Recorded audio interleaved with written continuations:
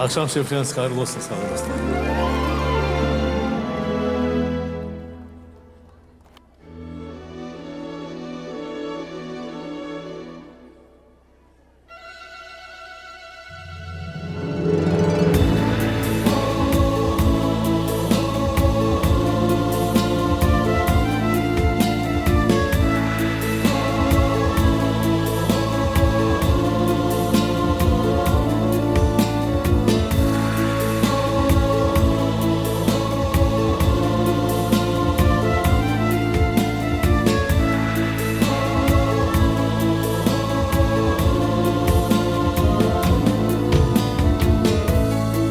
İnsan sevgiden varken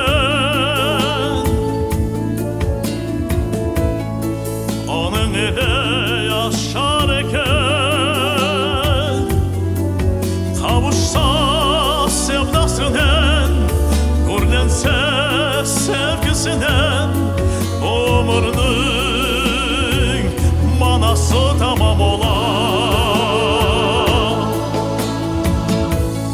Sevgi taşkın irmak gibi taze açkan yaprak gibi coşturan eski teselli veririz ki onun ile neşege yürek dolar. Ebedi sevgi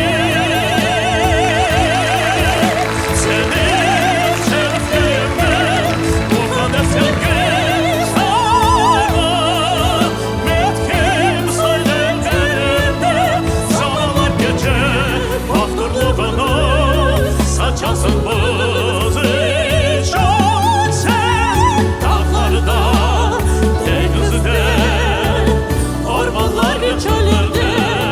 Ebedi sevgi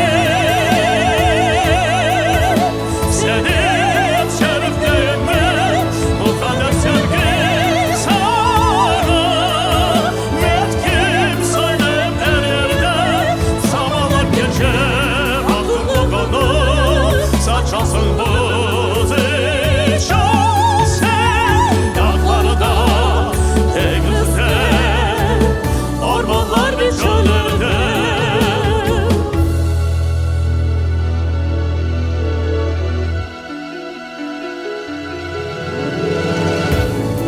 Sevgi umut, sevgi hayat, sevgi büyük bir kainat. Göklerde parıldakan, dünyaya keng yaylakan aşk duygusu Tanrı'dan büyük bahşiş. O dersin bir sonsuz alem, hiç yazılmaz aciz kalem. Tılsımlı cilvesinin, ilahi ezgisinin gönüllerini hep sırlı etken bağış. Ebedi sevgi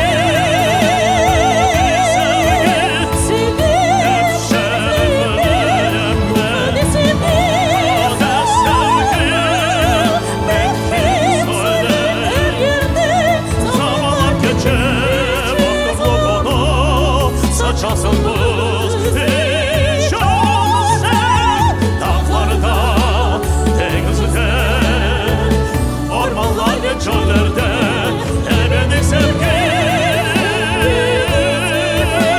senin şerifleyim ben mukaddes sevgi sana etkim söyleyim elimden zamanlar geçer zaman saçasın buzu çok sen dağlarda, denizde, ormanlar ve çöllerde.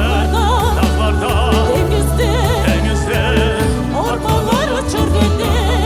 Dağlarda, denizde, denizde, akranı yok orman.